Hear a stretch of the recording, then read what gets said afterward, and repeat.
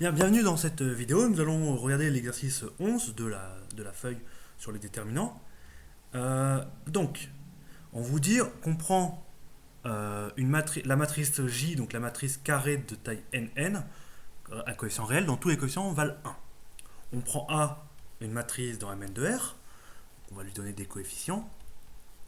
A, I, J, l'indice de ligne varie entre 1 et N, et l'indice de colonne varie entre 1 et n. Et on vous dit, on note P de x égale le déterminant de A plus xj avec x appartenant à R. Donc montrer que P est un polynôme de degré inférieur ou égal à R. Alors vu la définition de P de x, ça serait plutôt que P est une fonction polynomiale de degré inférieur ou égal à L. À 1, il y a une petite confusion ici entre polynôme et fonction polynomiale. C'est une confusion qui est courante dans les concours, donc en général ce n'est pas bien grave. Donc, puisqu'on nous dit que P de x, on veut montrer que quelque chose sur P, donc déjà on va se dire que c'est qui P de x. Donc P de x c'est le déterminant de A plus xj. Donc comment je vais pouvoir calculer cette matrice A plus xj? Eh bien, c'est la matrice A auquel je vais rajouter les coefficients de xj. Les coefficients de xj, c'est des coefficients qui ont tous x, puisque j c'est la matrice où tous les coefficients valent 1. Donc ici, à la première ligne, par exemple, j'aurai A11 plus x, A12 plus x, etc., jusqu'à A1n plus x. Donc ça, c'était pour la première ligne. Et pour la deuxième ligne, ça va être pareil. Ça va être A21x, A22 plus x, A2n plus x. Puis je peux faire ça pour chacune des lignes. Donc sur la dernière ligne, ça se donnera AN1 plus x, AN2 plus x, jusqu'à ANN plus x. Et donc, P de x, c'est le déterminant de cette matrice. Donc c'est cette matrice avec des barres droites pour dire qu'on prend un déterminant. Je vais mettre des belles barres droites, qu'il n'y ait pas de doute sur ce que je fais. Ici, je calcule un déterminant et non pas une matrice. Donc le résultat sera un nombre et non un tableau de nombres. Ce ne sera pas une matrice le résultat. Hop. Alors, la question qu'on nous dit, c'est ce n'est pas de calculer P de x, comme beaucoup d'exercices de déterminants, c'est démontrer que ceci est un polynôme du coup en x et de degré inférieur ou égal à 1. Alors comment on va faire? Ça peut paraître étonnant que ce soit un polynôme de degré inférieur ou égal à x, parce que par exemple si je prends un déterminant 3, 3, je prends n égale 3, je sais que quand je fais des déterminants, je fais plein de produits. Donc en taille 3, 3, c'est pas vrai au-dessus, mais j'aurais du A1 plus x fois A plus 2 plus x fois A3, 3 plus x. Et j'aurai plein d'autres termes comme ça, donc a priori j'aurai plein de termes en x qui va se multiplier donc avec des termes en x au cube. Et pourquoi j'aurai autant de termes? Et bien parce que quand je fais des déterminants en taille 3, 3 par exemple, et ben j'obtiens des produits. Et j'obtiendrai un produit avec de 3 nombres avec du x. Alors il n'y a pas de formule équivalente en taille n, mais du coup on a l'impression que si on fait plein de produits comme ça en taille 3, on va avoir des termes en x au cube. Alors si on nous dit que c'est degré inférieur ou égal à 1, c'est que ça ne doit pas être vrai. Pourquoi il y aurait tant de x? Parce qu'en fait, il y a des x partout, dans la première colonne, dans la deuxième colonne, dans la troisième colonne, dans la première ligne, dans la deuxième ligne, etc. Donc ce qu'on pourrait faire, avant d'envisager de faire un calcul, ça serait d'éliminer les x sur un maximum de colonnes ou un maximum de lignes. Donc par exemple, si on prend la dernière ligne, comment on peut lui retirer les x qu'elle a? Eh bien, par exemple, on pourrait lui retirer la première colonne, parce qu'en lui retirant la première colonne, eh ben, il y aura du A1n plus x moins quelque chose avec du plus x. Donc ce qu'on va commencer par faire, c'est prendre la... Alors là, ce qu'on peut faire... Et donc là, ce que je viens de dire, c'est qu'on pouvait faire ça sur la énième colonne. Donc on peut faire ça tout aussi bien sur la deuxième colonne. Donc par exemple, si on fait ça plutôt sur la deuxième colonne, si je prends C2 moins C1, donc déjà la première colonne, j'y touche pas. A11 plus x, A21 plus x, jusqu'à AN1 plus x. La première colonne, je touche pas. Et puis la deuxième, du coup, ça sera la deuxième moins la première, donc ça fera A12 moins A11. Et là, je vois bien que j'ai plus de x. A22 moins A21, etc.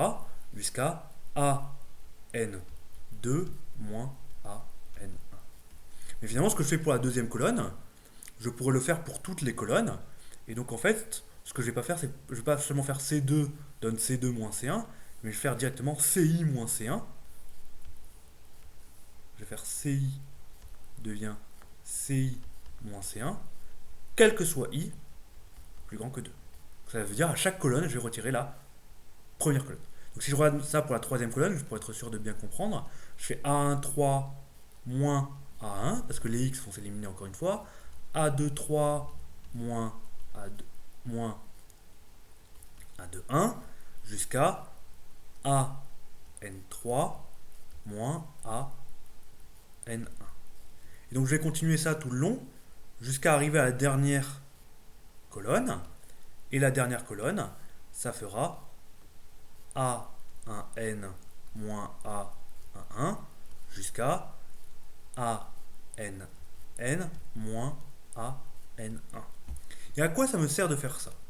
Et bien là maintenant, j'aimerais un moyen de calculer ce déterminant-là pour prouver que c'est un polynôme de degré au plus 1. Et donc ce que je pourrais faire, c'est développer par rapport à la première colonne. Pourquoi? À quoi ça va me servir de développer par rapport à la première colonne? Et bien si je développe à la première colonne, j'aurai A11 plus X fois ce mineur-là. Mais ce mineur-là, c'est le déterminant d'un nombre, il n'y a plus de X, donc c'est une constante. Donc ça me fera A1 plus X fois une constante. Pareil, quand je développerai sur le deuxième indice, ça me fera A21 plus X, à un signe près, fois le déterminant quand je supprime cette ligne-là, cette colonne-là et cette ligne-là, et le déterminant que j'obtiendrai, ça sera encore une fois une constante.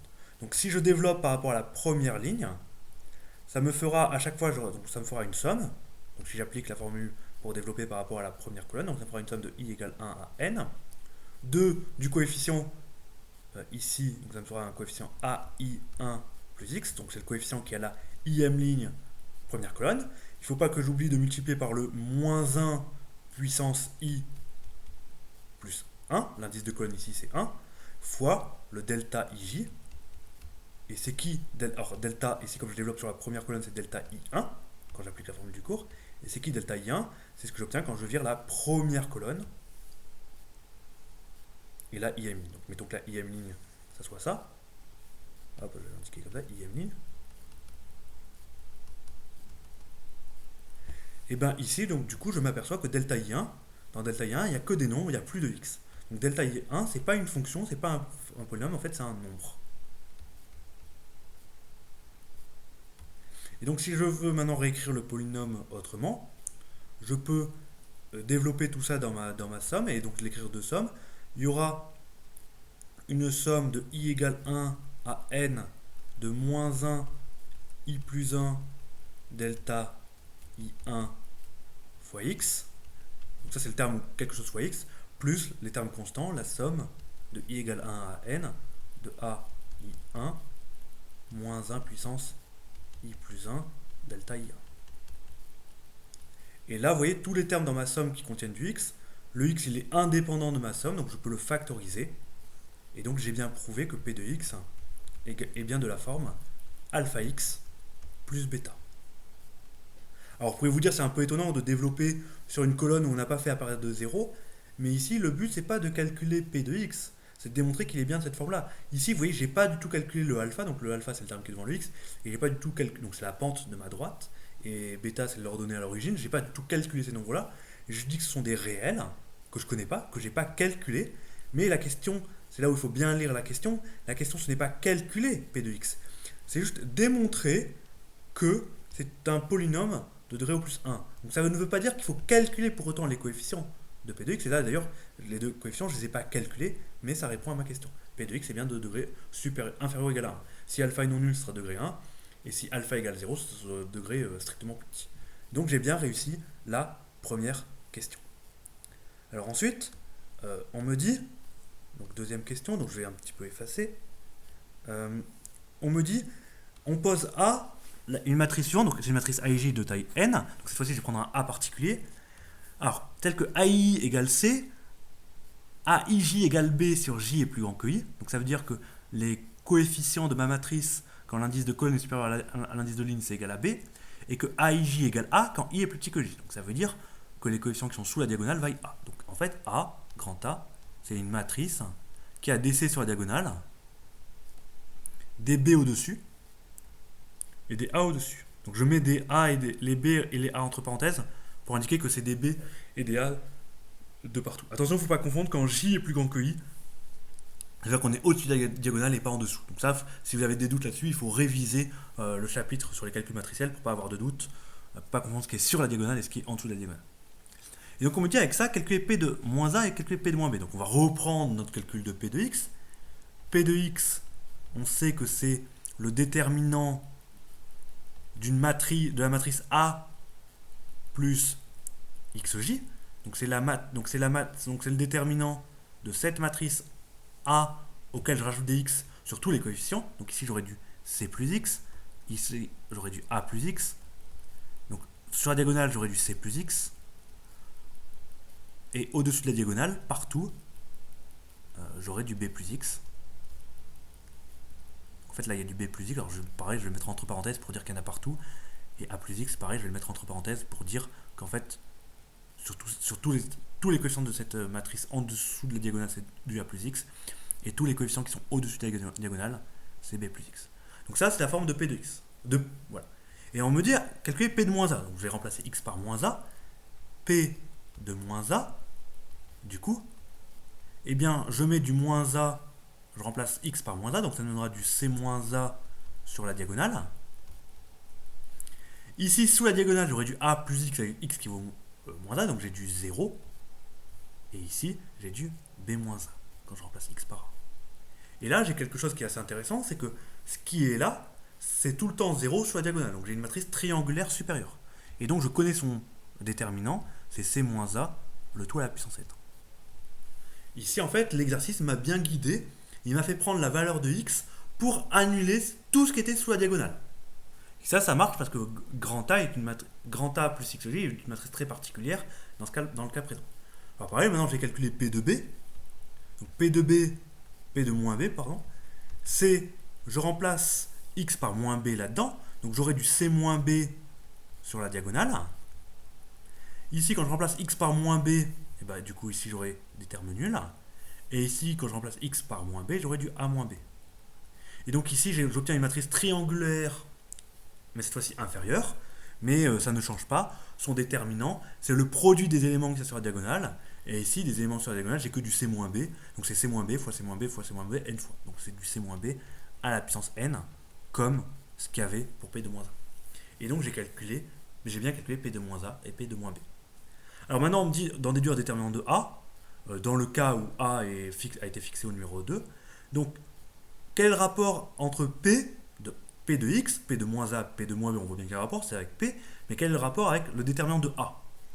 Et bien ici, quand je regarde l'expression de P de X, je me rends compte que P de X, je refais la question 3 maintenant, P de X, donc c'est égal au déterminant de A plus XJ. Et bien si je veux le déterminant de A avec cette expression, c'est qu'en fait, quand je remplace X par 0, j'obtiens bien le déterminant de A. Donc déterminant de A, c'est P de 0. Et donc il faudrait que je calcule P de 0, puisque ça vaut déterminant de A. Alors là, manque de pôle, c'est pas P de 0, c'est P de moins A et P de moins B. Donc a priori, ça ne me suffit pas pour déterminer P de 0. Sauf que, en fait, j'ai démontré avant que P, c'était un truc d'équation AX plus B, donc c'était de degré inférieur ou égal à 1, et donc c'était l'équation d'une droite. Donc en fait, ici, ce que j'ai démontré à la question d'avant, c'est pas vraiment une droite ça, on va dessiner une jolie droite. Donc ce que j'ai fait à la question d'avant, c'est prouver que P est de cette forme-là. Ce que j'ai prouvé à la question d'avant, c'est que en moins A, donc si je dessine moins A ici, j'ai une valeur pour P de moins A. Et si j'ai B, moins B ici, bon, admettons, je ne sais pas où ils sont, j'ai la valeur P de moins B ici. Donc du coup, en fait, ce que me demande l'énoncé, c'est, je sais qu'il y a deux points qui passent par ma droite, et la question qu'on me pose, c'est quelle est leur donnée à l'origine, donc c'est-à-dire quelle est la valeur de ce point ici. Bon, mais ça, on sait qu'on va pouvoir le résoudre par un système de deux équations à deux inconnues, parce que mon équation de droite est de la forme P de x égale alpha x plus bêta, donc c'est ce que j'avais démontré avant.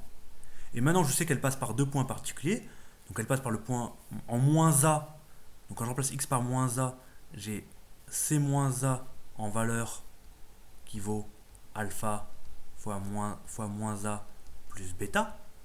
Et j'ai une valeur en moins B, donc je sais que C moins B puissance n, c'est-à-dire P de moins B, ça vaut alpha, et puis c'est la valeur quand je remplace x par moins B, donc moins B plus bêta.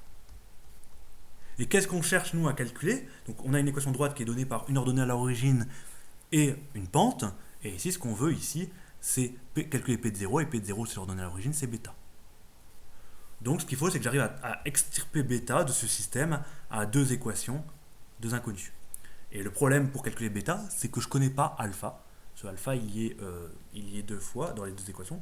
Donc ce que je vais faire, c'est que je vais prendre cette première équation, la multiplier par b, prendre cette équation-là, la multiplier par a. Comme ça, dans les deux cas, j'aurai du moins alpha a b, moins alpha b, et puis en faisant la différence, j'arriverai à trouver bêta. Donc je vais multiplier la première équation par b. Donc, ce faisant, j'ai b facteur de c moins a puissance n égale moins alpha a b plus bêta.